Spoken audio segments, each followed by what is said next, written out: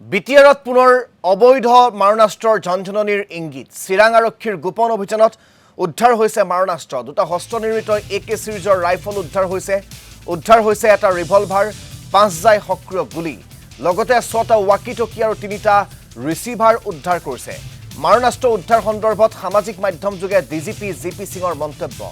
ভাৰত ভূটান সীমান্তৰ ৰুনিখাটা এলেকাৰ পৰা উদ্ধাৰ কৰা হৈছে মাৰণাস্ত্ৰখিনি অৱশ্যে ঘটনা সন্দৰ্ভত কোনো লোকক আটক কৰা হোৱা নাই বুলি জানিব পৰা গৈছে এই বৃহৎ পৰিমাণৰ অবৈধ মাৰণাস্ত্ৰ জব্দ কৰিছে চিৰাং আৰক্ষীয়ে হিয়া আমি আপোনালোকক টেলিভিছন স্ক্ৰীনত দেখুৱাইছো উদ্ধাৰ কৰা মাৰণাস্ত্ৰসমূহ আৰু এই ঘটনা সন্দৰ্ভত ইতিমধ্যে DGP GP সিঙে ৰাজ্যবাসীক অৱগত কৰিছে এইসমূহ মাৰণাস্ত্ৰ জব্দ কৰিছে চিৰাঙৰ ৰুনিখাটাৰ পৰা ভাৰত ভূটান সীমান্তৰ ৰুনিখাটা নামৰ এটা ভিতৰুৱা এলেকাৰ পৰা আৰক্ষী অভিযান চলাই জব্দ কৰিছে এই বৃহৎ পৰিমাণৰ অস্ত্ৰ-শস্ত্ৰ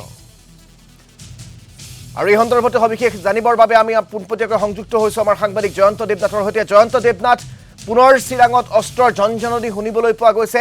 বৃহৎ পৰিমাণৰ অস্ত্ৰ ভাণ্ডাৰ উদ্ধাৰ হৈছে আৰক্ষীয়ে প্ৰাথমিক অনুসন্ধানত কি সন্দেহ কৰিছে এই অস্ত্ৰ ভাণ্ডাৰ কোনে মজুত কৰি ৰখাৰ সন্দেহ কৰিছে আৰক্ষীয়ে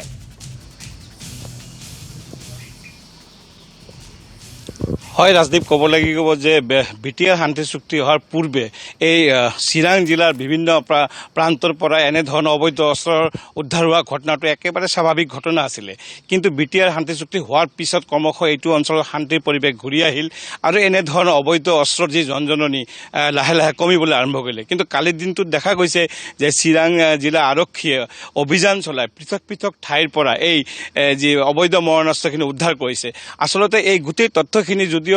অসম আৰক্ষীৰ DGP গৰাকীয়ে এটা সামাজিক মাধ্যমত সদয় কৰিছিলে কিন্তু চিৰাং আৰক্ষীৰ পৰা কিন্তু এতিয়ালৈকে এই ধৰণৰ এই অভিযান সন্দৰ্ভত বিশেষ তথ্য কিন্তু সদয় কৰা নাই কিন্তু আমাৰ হাতত যি তথ্য আহি পৰিছে এই তথ্য অনুযায়ী আচলতে এই চিৰাং আৰক্ষীয়ে কালিৰ দিনটোত দেখা গৈছিল যে চিৰাং জিলাৰ বিজনী আৰু ৰুনিখাটা অঞ্চলত পৃথক পৃথক তেওঁলোকে অভিযান চলাইছিল আৰু অভিযানৰ পৰা তেওঁলোকে এই বুজন পৰিমাণৰ অস্ত্ৰখিনি উদ্ধাৰ কৰিছে আচলতে এই অস্ত্ৰখিনি কোন দল সংগঠন বা কোনো নতুন উগ্ৰপন্থীৰ জন্ম হৈছে নেকি এই সন্দৰ্ভত আমি অলপ অনুসন্ধান কৰাত এটা তথ্য পোৱালৈ আহিছে যে এটা অজ্ঞাত এটা আদিবাসী এটা উগ্ৰপন্থী সংগঠনৰ জন্ম হৈছিলে এই নতুনকৈ বিটিআৰ এলেকাত যিটো উগ্ৰপন্থী সংগঠনৰ ইতিমধ্যে তৎপৰতা কোকৰাঝাৰ চিৰাং বাক্সা আৰু ওদালগুৰিত উপস্থিতি দেখা গৈছে আৰু যিখিনি তথ্য আমি লাভ কৰিছোঁ সেই তথ্য মতে দেখা গৈছে 1ৰ পৰা প্ৰায় 150 কেডাৰ ইতিমধ্যে তেওঁলোকে সক্ৰিয় হৈ আছিল কিন্তু অসম আৰক্ষী বা ভাৰত চৰকাৰে যি উগ্ৰপন্থীৰ বিৰুদ্ধে যি ধৰণৰ ব্যৱস্থা গ্ৰহণ কৰিছিলে বা এইটো অঞ্চলৰ যি শান্তিৰ পৰিৱেশ ঘূৰাই অনাৰ কাৰণে তেওঁলোকে যি এক প্ৰচেষ্টা চলাইছে প্ৰচেষ্টাৰ প্ৰতি সঁহাৰি জনাই আচলতে এই উগ্ৰপন্থী সংগঠনৰ যিগৰাকী মুৰব্বী সেই মুৰব্বীগৰাকীৰ লগতে আৰু কেইবাজনো তেওঁলোকে শীৰ্ষ পৰ্যায়ৰ নেতাই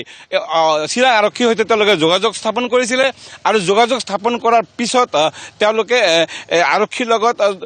এই যিখিনি মাৰণাস্ত্ৰ আছে এই মাৰণাস্ত্ৰখিনি তেওঁলোকে সন্ধান দিছিলে আৰু খুব সম্ভৱ আজিৰ দিনটোত সেই উগ্ৰপন্থী সংগঠন নতুনকৈ জন্ম লোৱা উগ্ৰপন্থী সংগঠনটোৰ যি শীৰ্ষ পৰ্যায়ৰ নেতা বা তেওঁলোকে কিন্তু মাৰণাস্ত্ৰখিনি আজিৰ দিনত কিন্তু তেওঁলোকে এই চিৰাং আৰক্ষীৰ হাতত জমা দিব বুলি আমি এটা সূত্ৰত খবৰ লাভ কৰিছোঁ মুঠৰ ক'ব লাগিব যে যি আদিবাসী নতুনকৈ যি সংগঠন তেওঁলোকে কিন্তু অখ্যাত এটা সংগঠন তেওঁলোকে দীৰ্ঘদিনৰ পৰা কিন্তু তেওঁলোকে আচলতে ভিতৰে বিটিআৰ অঞ্চলৰ 4খন জিলাতে তেওঁলোকৰ সাংগঠনিক কাম কাজ চলাই আছিলে কিন্তু আৰক্ষীৰ যিটো তৎপৰতা বা অসম চৰকাৰৰ এই যি শান্তি প্ৰক্ৰিয়াৰ প্ৰতি তেওঁলোকে সঁহাৰি জনাই তেওঁলোকে আগবাঢ়ি অহা বুলি সূত্ৰই দাবী কৰিছে এতিয়া মুঠৰ ওপৰত দেখা যাব যে যি উগ্ৰপন্থী সংগঠনৰ কথা কোৱা হৈছে আমি নামটো উল্লেখ কৰা নাই বিশেষ কাৰণত কিন্তু এই উগ্ৰপন্থী সংগঠনৰ যিসকল মুৰব্বী বা যিসকলে এই সংগঠনক জন্ম দিছিলে তেওঁলোকে কিন্তু আকৌ এই শান্তি প্ৰক্ৰিয়াৰ মাজেৰে মূল সুতলৈ অহাৰ এটা প্ৰচেষ্টা চলাইছে আৰু তাৰে এটা অংশ কালি চিৰাং আৰক্ষীয়ে যি অবৈধ মাৰণাস্ত্ৰ তেওঁলোকে উদ্ধাৰ কৰিছে আৰু বৃহৎ সংখ্যক মাৰণাস্ত্ৰ আজিৰ দিনটোতো উদ্ধাৰ হোৱাৰ সম্ভাৱনা আছে ৰাজদীপ ধন্যবাদ জ্ঞাপন কৰিছো আপোনাক জয়ন্ত দেৱনাথ আমাক সবিশেষ জনোৱাৰ বাবে